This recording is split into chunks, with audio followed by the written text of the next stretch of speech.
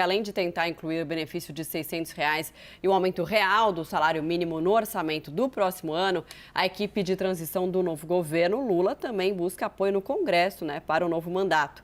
Sobre isso, a gente vai conversar agora ao vivo com o Renan Filho, que é senador eleito de Alagoas pelo MDB. Senador, muito bom dia. Obrigada por falar com a gente. Seja bem-vindo aqui à CNN. Bom dia, muito obrigado pela oportunidade. É um prazer grande conversar com vocês nessa manhã de domingo. Senador, bom, a gente estava falando aí sobre a PEC, a PEC da transição, que é essencial para aprovar projetos que foram promessas de campanha do presidente eleito Luiz Inácio Lula da Silva, como a manutenção do Auxílio Brasil de R$ 600, o aumento do salário mínimo acima da inflação, para o ano que vem. E isso é importante que se tenha essa PEC porque não tem orçamento previsto, então teria que ter um orçamento ali fora do teto de gastos para conseguir aprovar essas medidas.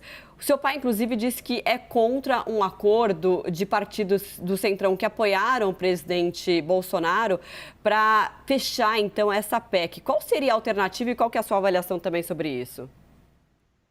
Olha, o presidente Lula, ele tem duas frentes muito importantes. A primeira é trabalhar para construir uma base política que dê sustentação ao governo. E também precisa garantir o cumprimento das promessas de campanha, que foram essas que você acabou de anunciar, a principal delas, a manutenção do Auxílio Brasil. E está todo mundo se movimentando nesse momento para criar as condições para que isso seja cumprido. Só que, antes de resolver qualquer pauta especificamente, o presidente precisa tomar conta das questões políticas, que elas se darão no início, no meio e até o final do governo. E sempre em final de governo criam-se obstáculos para que o presidente tenha que manter o status quo. O status quo está se movimentando para a manutenção do mesmo sistema de apoio parlamentar que foi dado no governo Bolsonaro, especialmente por meio do Centrão. Isso é também natural. Por isso é fundamental que o presidente compreenda qual é o caminho mais simples para cumprir as suas promessas de campanha.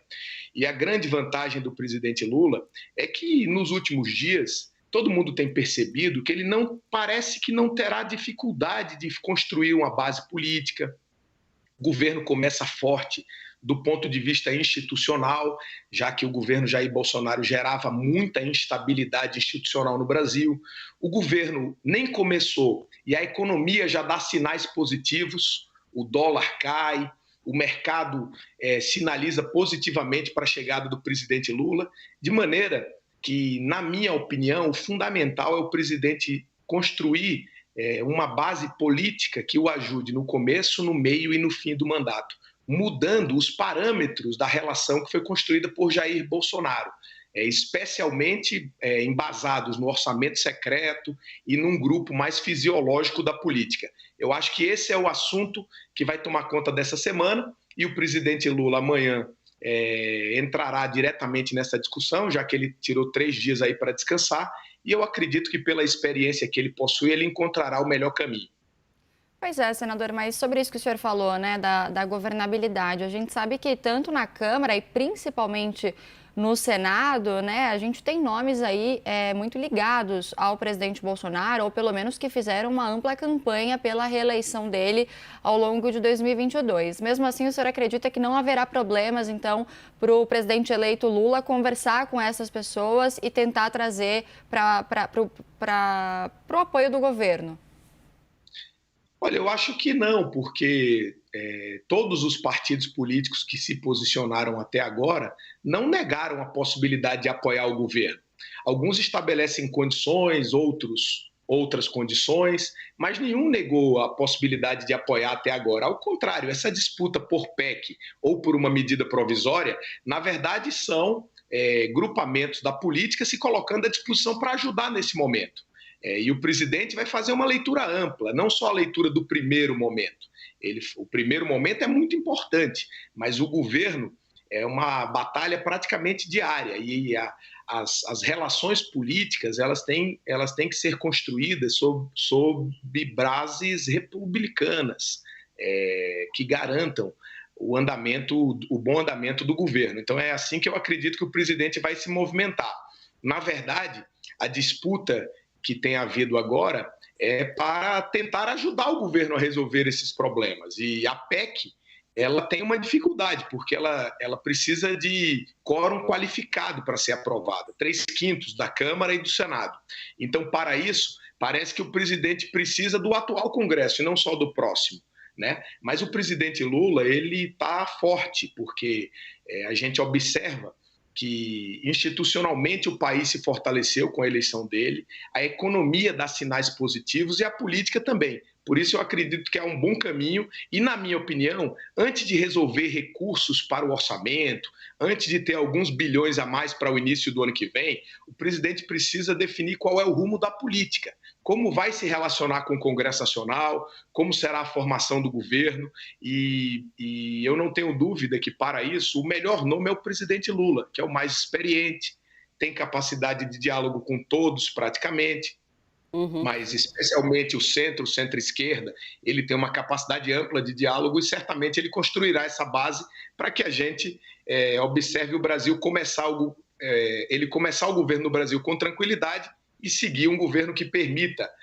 que o país reencontre o desenvolvimento econômico, a geração de emprego, que é isso que todos esperamos. Senadora, inclusive o senhor falou, né, sobre acabar com o orçamento secreto. Como acabar com o orçamento secreto no momento em que o governo do presidente eleito Luiz Inácio Lula da Silva precisa de apoio no Congresso?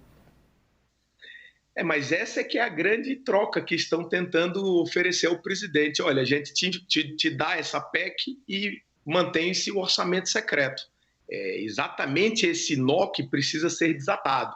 E é um nó que só será desatado no campo da política. Não tem como desatar esse nó sem fazer política. Por isso o presidente vai conversar com os partidos, há a possibilidade dele construir uma base ampla que dê sustentação ao seu governo, com os partidos que já o apoiaram na eleição e com outros do centro, por exemplo, o MDB, o PSD, União Brasil, Cidadania, o PSDB, todos esses partidos estão dispostos a conversar com o presidente para esse início de governo. Como se darão essas conversas, a gente não tem como prever, mas não dá para encontrar uma solução antes de fazê-las. É importante fazer as conversas para que o Brasil encontre um caminho de ter base de sustentação sob parâmetros republicanos. Porque, dizer que o presidente Lula está obrigado a manter o orçamento secreto para manter o Auxílio Brasil, eu acho que é uma pressa desnecessária nesse momento. Primeiro, a gente ainda tem 2 meses. Segundo, o presidente vai iniciar as conversas com todo mundo.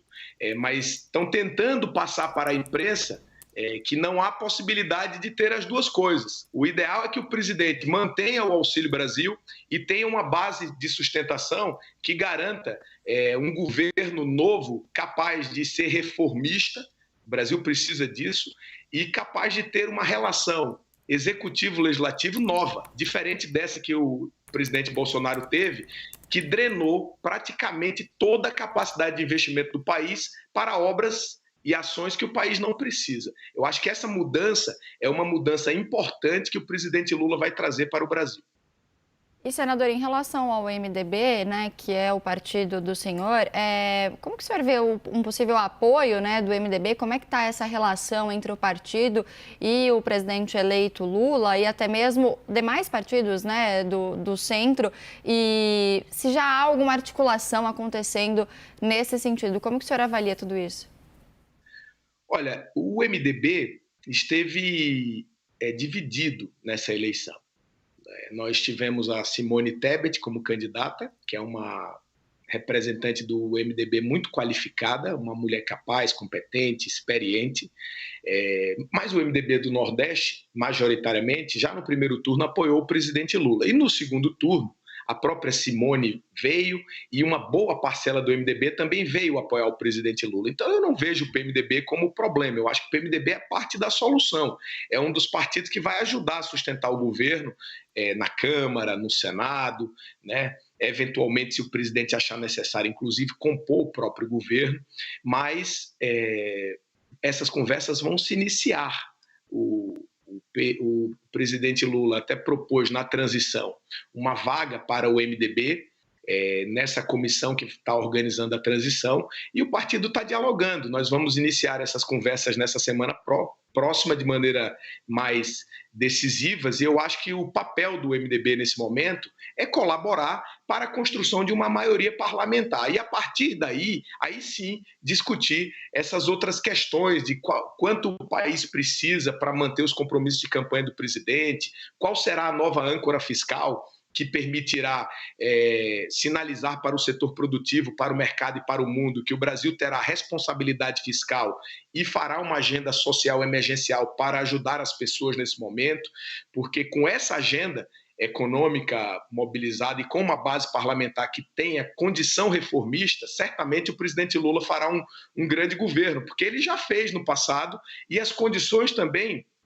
são favoráveis agora. Só não pode achar que o presidente, ao ganhar uma eleição vitoriosa como essa, depende de alguém para fazer mudança. Ora, tem que ter um pouquinho de calma para a gente dar um passo de cada vez e construir primeiro uma base política e depois verificar a agenda necessária para as mudanças que o país precisa.